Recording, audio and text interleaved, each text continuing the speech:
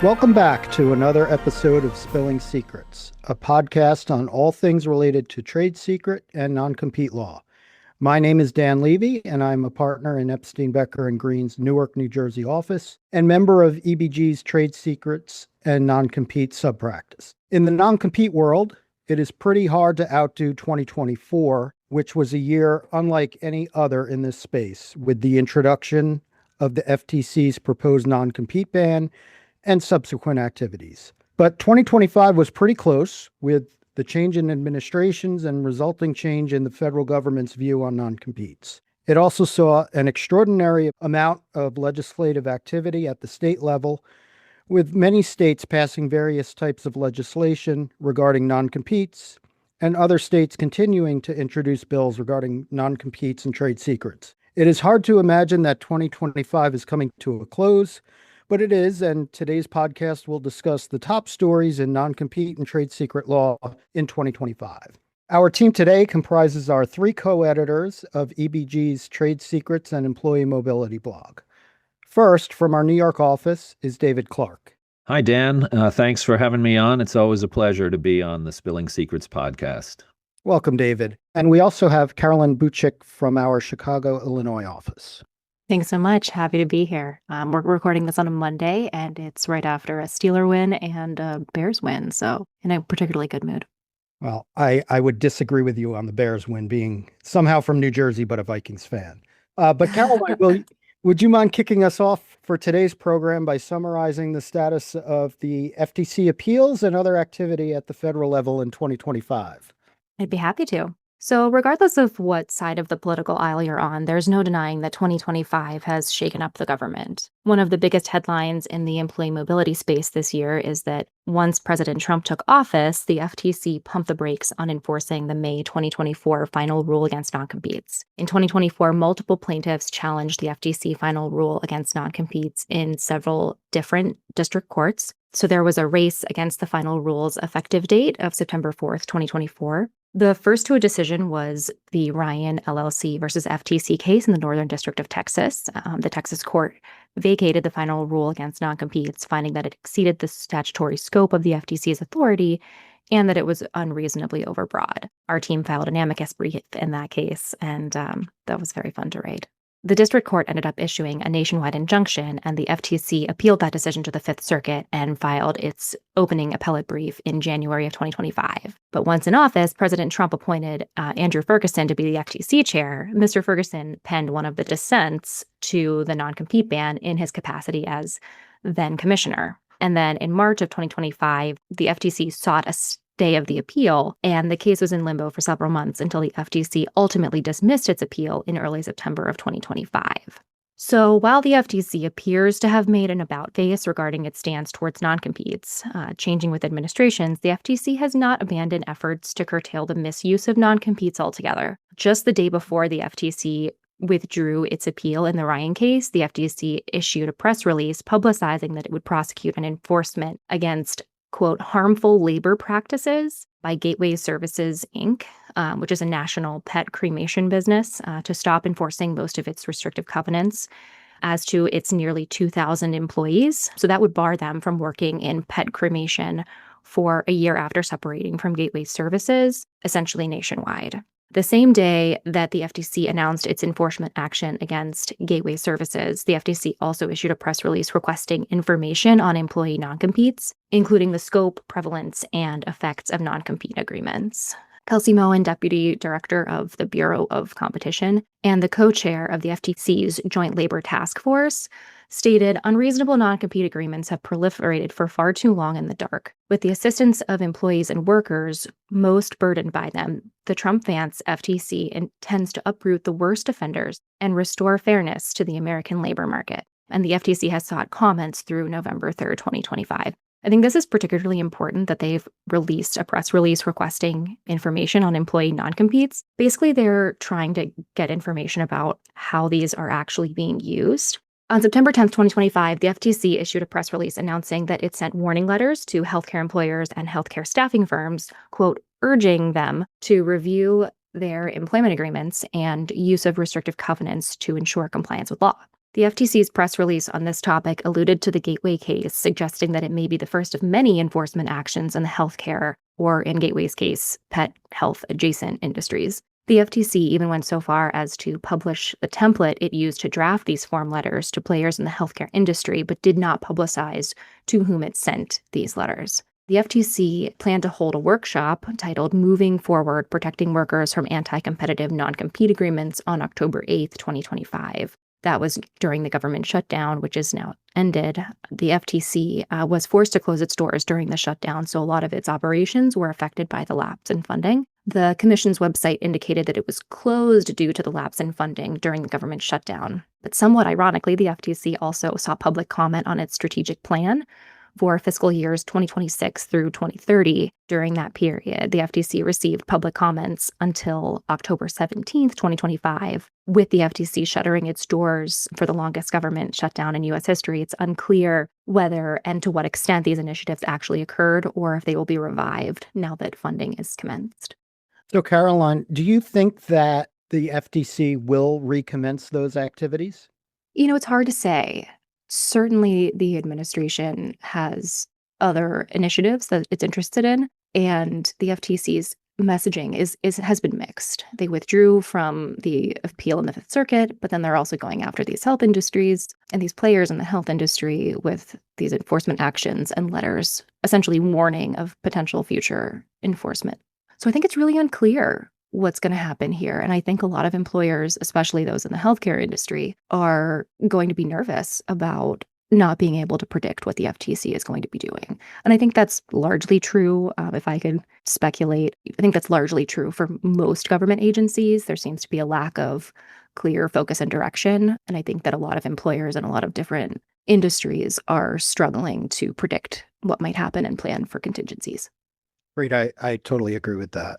Yeah, and I think part of the confusion there is that the FTC's September 4th and 10th press releases requesting information and then heralding the enforcement action against Gateway Services, that seems to be at odds with President Trump's August 13th, 2025 executive order, which we reported on in our Trade Secrets and Employee Mobility blog here at EBG. That executive order largely nullified President Biden's previous executive order directing the FTC to regulate non-competes. In short, the federal government seems to be sending mixed messages about the extent to which the Trump administration will direct its efforts towards regulating non-competes and, like we mentioned a few moments ago, leaving employers and practitioners fighting against that kind of regulatory whiplash. Cautious employers may still want to keep moving forward with other forms of restrictive covenants by adopting or relying more heavily on non-solicits, confidentiality provisions, garden leave provisions, etc., until the dust settles. Of course, none of this is legal advice. I'd be suspicious of getting any kind of legal advice, or actually any kind of advice from a podcast, much less legal advice. But maybe I'm just a skeptic. But I do need to include that little caveat. Largely, the big takeaway this year on the federal level is that non-competes appear to be here to stay, but there is a lack of consensus on what guardrails need to be put in place or what needs to be updated to make sure that they aren't being abused to a level that would constitute unfair competition. And so that's the federal level. And I understand that the states have had more definitive stances on non-competes this year, including several enacting pretty comprehensive new laws. So what's the word on the state level? And before we get there, I just wanted to ask one follow-up question, Carolyn. And David's about to talk about the various legislation that was passed in states during 2025. But do you have any thoughts on whether there will be federal legislation introduced in the opposite form of the FTC rule, where there will be legislation that would essentially say that non-competes are enforceable provided they meet certain terms? It's hard to say. I'm no fortune teller, but I would think that any kind of federal legislation would be very difficult to come to a consensus about. Clearly, the non-compete ban that the FTC tried to enact, it had very heated responses on both sides, for and against. There's a significant lobby on both sides. And I think that the anti-non-compete contingent does have to grapple with the fact that non-competes and restrictive covenants have been part of American history and American jurisprudence since the founding. And we have case law to that effect written in ye olden English. And so there is this momentum that they have. And so I think it really comes down to at what point are they tools of unfair competition? Because again, the American system is built on competition. That's capitalism. But at what point does it get to be unfair? And I think that inquiry is just so fact specific that it makes regulating it very difficult. And you also have the competing geographic issues where some industries are located in one area, other industries are located in another. There's different demographics. There's different kind of voter turnout. It's a multifactorial component. So I don't necessarily see anytime soon there being a federal sweeping regulation, but I could be wrong. Great. Thank you for your thoughts on that. And I agree with Carolyn. This is David, that it's going to be difficult for federal legislation to be introduced, let alone enacted. There's just, in various industries and states around the country, there's competing interests and competing methods for dealing with non-competes. And we're going to get into that a little bit here, talking about the summary of major new non-compete related laws at the state level. So first of all, I'm going to talk about Florida. And for my money, the biggest news on the state level in terms of new non-compete laws was the enactment of the Choice Act in Florida on July 3rd, 2025. The Choice Act is an acronym for the Florida Contracts Honoring Opportunity, Investment, Confidentiality, and Economic Growth.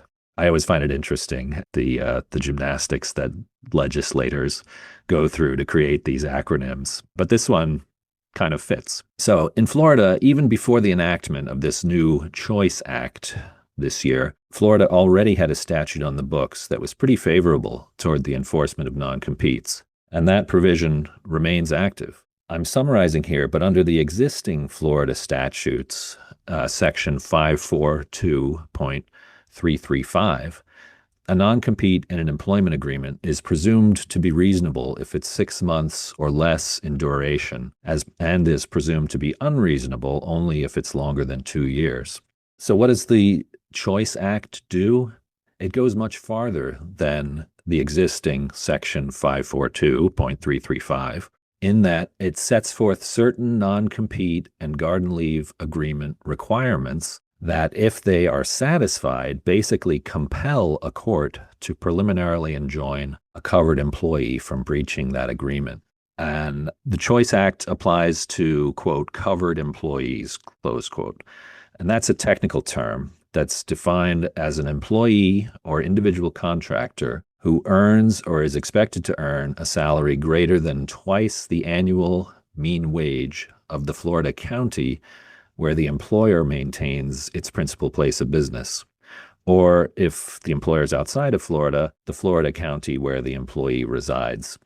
So kind of a technical term, but basically it means an employee who's making a healthy amount of compensation. But here's the kicker. The Choice Act applies to non-compete and garden leave agreements entered into by covered employees that can be up to 4 years in duration.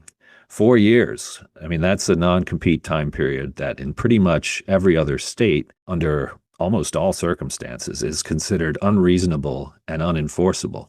But under this new Florida Choice Act, if certain requirements are met, not only can such a long non-compete be enforced, but a court must preliminarily enjoin an employee from violating it. So what are these requirements that I've referred to a few times that'll bring a non-compete under the protection of the Choice Act?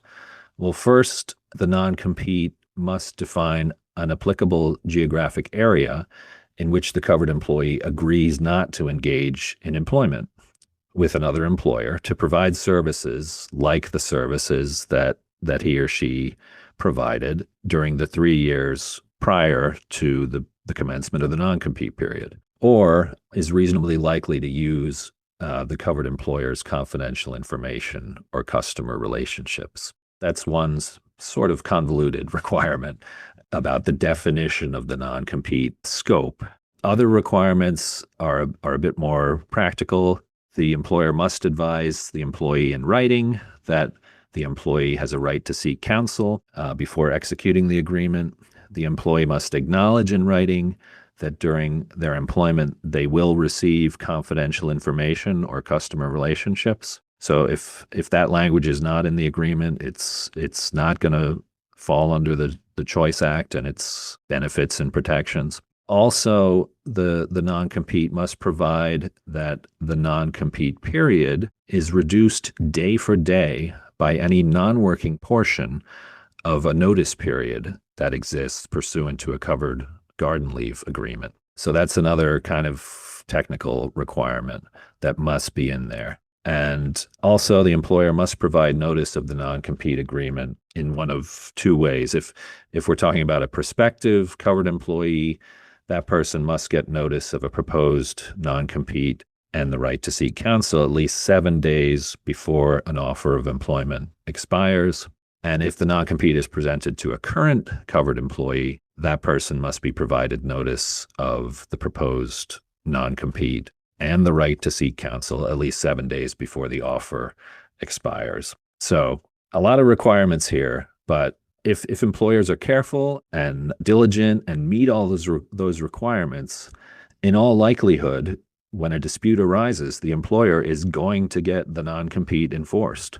Indeed, the Choice Act specifically states that a covered non-compete does not violate public policy as a restraint of trade and is fully enforceable according to its terms. So, I mean, it's really of benefit to employers with Florida employees to get these requirements right when they're presenting the non-compete to the employee. And if they do, they'll have an easy time getting it enforced.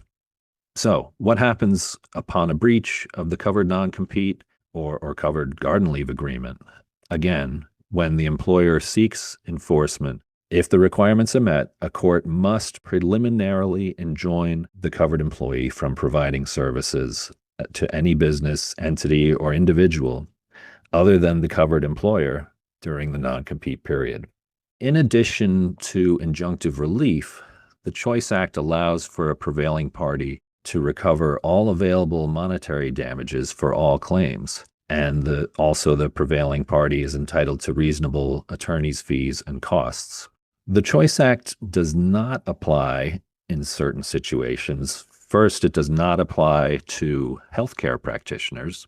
It also does not apply to confidentiality or non-solicitation agreements. And as we've been going through here, it does not apply to non-compete or garden leave agreements that do not meet all of the Choice Act's requirements. So it only applies to non-competes that meet the requirements. But importantly, all these other agreements do remain likely enforceable under Florida law, and the Choice Act kind of says that. It states that any action regarding a restrictive covenant that does not meet the definition of a covered garden leave agreement or a covered non-compete agreement is governed by Section 542.335. Those sorts of non-compete and garden leave agreements, as well as restrictive covenants with healthcare practitioners, remain enforceable under the already existing Florida statute. In sum, the takeaway on the Choice Act is that Florida is probably the most employer-friendly U.S. jurisdiction now on restrictive covenants, particularly non-compete agreements. But Florida wasn't the only state that enacted kind of generally applicable restrictive covenant legislation this year. There are three others I'm going to touch on a little more briefly: Wyoming, Virginia, and Kansas. So in Wyoming, a new law went into effect on July 1st, 2025, that says that it voids any covenant not to compete that restricts the right of any person to receive compensation for performance of skilled or unskilled labor. So at first blush, that new law in Wyoming really appears to broadly void non-competes entered into on or after July 1st. But it doesn't go that far, actually. There are big exceptions contained in the statute that render it much less tough, including, first, a non-compete can still be enforceable to the extent the covenant provides for the protection of trade secrets. The statute also exempts non-competes for executive and management personnel or officers and employees who constitute professional staff to executive management personnel. So effectively, these exceptions take a lot of teeth out of the statute. Additionally, the Act contains a separate provision that voids any non-compete agreement between physicians that restricts a physician's ability to practice medicine. And it gives physicians full rights to communicate their new practice location and information to patients with rare disorders without risk of litigation. So that's Wyoming. Virginia also enacted a new non-compete statute in 2025, but it was more a fairly subtle refinement of its existing non-compete statute. In essence, the new law, which was enacted in March of 2025, expands Virginia's existing non-compete law to provide protections to a broader range of workers. What was the existing law? Since 2020, Virginia has prohibited employers from entering into, enforcing, or threatening to enforce non-compete agreements against, quote, low-wage employees, close quote. And that term, low-wage employee, is defined as those earning less than a threshold amount that is the average weekly wage of Virginia, as reported by the Virginia Employment Commission. That's currently about $76,000 annually. So under existing law, if you make less than $76,000, your employer cannot ask you or threaten to enforce against you a non-compete agreement. But under the amended law, the definition of low-wage employee was expanded to include any worker classified as non-exempt under the Fair Labor Standards Act, and that is those entitled to overtime compensation, regardless of income level. Low-wage workers in Virginia also include students, interns, trainees, and independent contractors. And so once again, the law prohibits employers from implying non-compete agreements to these low-wage employees and provides for significant enforcement mechanisms, including injunctive relief, damages, attorney's fees, and civil penalties of up to $10,000 per violation. So employers with employees in Virginia definitely need to pay attention to the existing and the amended form of the non-compete statute there. One final note, low-wage workers in Virginia do not include employees whose compensation is derived in dominant part by commissions, incentives, or bonuses. So those folks in Virginia still may be subject to non-competes. Finally, the last state I'm going to turn to is Kansas.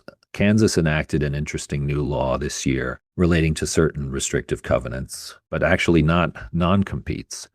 The Kansas law focuses on non-solicit provisions, which place restrictions on the use of customer and employee non-solicit provisions, and it requires those provisions to be in writing. So under the new Kansas law, customer non-solicits that seek to limit a former employee's ability to provide or offer any product or service that's competitive with the former employer shall conclusively be presumed to be enforceable and not a restraint of trade, provided that the customer non-solicit is limited to material contact customers and the covenant is between the employer and employee and does not continue for more than 2 years following the end of the employee's employment. The Kansas law also addresses employee non-solicits. They must also be in writing. And the law states that employee non-solicits shall conclusively presume to be reasonable and not a restraint of trade if the covenant is between an employer and an employee, and the covenant seeks on the part of the employer to protect confidential or trade secret business information or customer or supplier relationships, goodwill, or loyalty, and is not for a period longer than 2 years following the end of the employee's employment. So thus, as long as the restricted period of the employee non-solicit is no longer than 2 years, then the non-solicit covenant is presumed to be enforceable. Because this new Kansas law does not address non-competes, it's likely that non-competes will continue to be enforced consistent with existing Kansas case law. And long-standing Kansas common law principles of freedom to contract and wide discretion for parties to enter into employment agreements will continue to extend to restrictive covenants in employment contracts. So chances are fair to good that non-competes if reasonable, are enforceable in Kansas still. So that's the rundown of states that actually enacted restrictive covenant laws in 2025. Thanks, David. That's a comprehensive review of various state non-compete laws in 2025. I do have a question regarding the Kansas law. In your opinion, does that to you appear to be an employer-friendly type of statute? Maybe not to the extent that Florida is? I would agree that yes, it is employer friendly because it really sets forth a presumption that customer and employee non-solicits that are 2 years or less, provided they're reasonable and sort of narrowly drawn, will be enforceable. Yeah, I agree with you. And it seems like in the past, there were a lot of statutes and laws passed that were more employee friendly, such as Colorado, Illinois, Washington, Massachusetts, putting a lot of restrictions in, whether it's notice periods or minimum salary requirements. Would you think that with the Florida and Kansas laws being more employer friendly, that those may have been a reaction to the FTC rule and subsequent striking of that rule? Potentially, yes. I haven't delved too deeply into the legislative history behind the Kansas or the Florida laws, but certainly the way they have arisen this year following on the heels of the FTC attempt to ban non-competes, I think it's fair to infer that they are something of a reaction to that. I 100% agree with you. Also, haven't looked into the legislative history of those, but it certainly seems like they may be a reaction to the FTC rule. As we come to the end of 2025, I am going to summarize the bills that remain pending and should be watched as we enter into 2026. There are many pending bills and pending legislation in various states.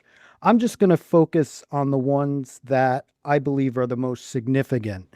The first of which is New York. In February of this year, New York introduced Senate Bill 4641 that, if passed, would prohibit non-competes with quote unquote covered individuals, with only limited exceptions for quote highly compensated individuals, which is defined as those who make at least $500,000 per year.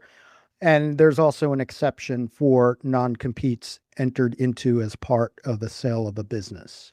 This bill is particularly interesting because the New York legislature had previously introduced a full non-compete ban without exception, which passed in both houses, but Governor Hochul vetoed that bill, reasoning that she would be open to a non-compete ban if there were exceptions for both highly compensated individuals and in connection with the sale of the business.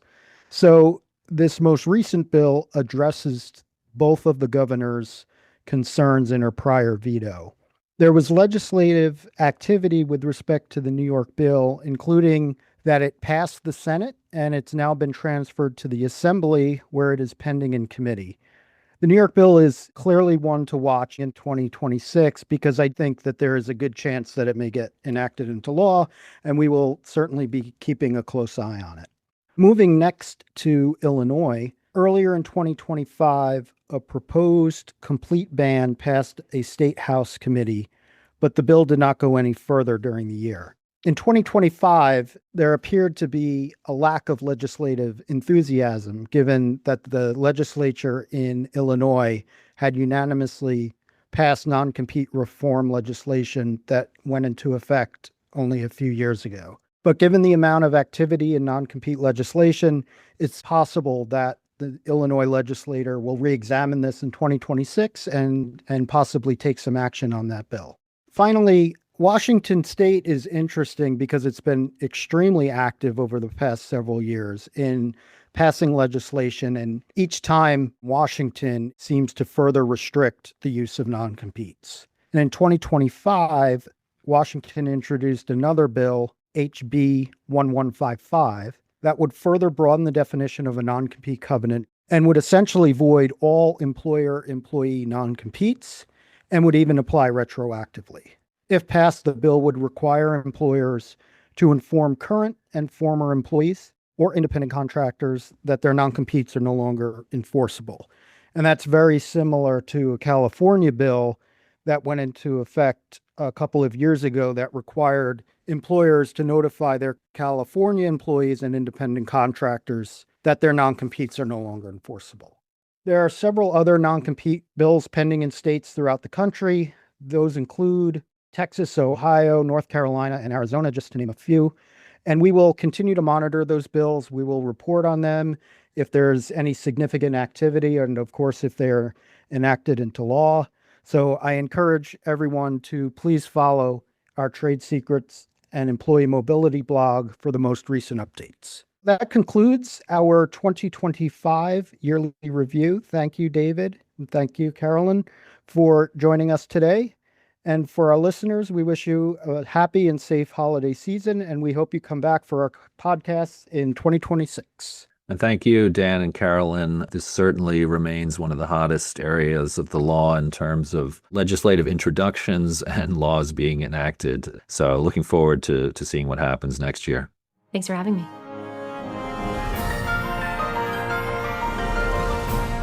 This podcast is presented by Epstein, Becker, and Green, PC. All rights are reserved. This audio recording includes information about legal issues and legal developments. Such materials are for informational purposes only and may not reflect the most current legal developments. These informational materials are not intended and should not be taken as legal advice on any particular set of facts or circumstances, and these materials are not a substitute for the advice of competent counsel. The content reflects the personal views and opinions of the participants. No attorney-client relationship has been created by this audio recording. This audio recording may be considered attorney advertising in some jurisdictions under the applicable law and ethical rules. The determination of the need for legal services and the choice of a lawyer are extremely important decisions and should not be based solely upon advertisements or self-proclaimed expertise. No representation is made that the quality of legal services to be performed is greater than the quality of legal services performed by other lawyers.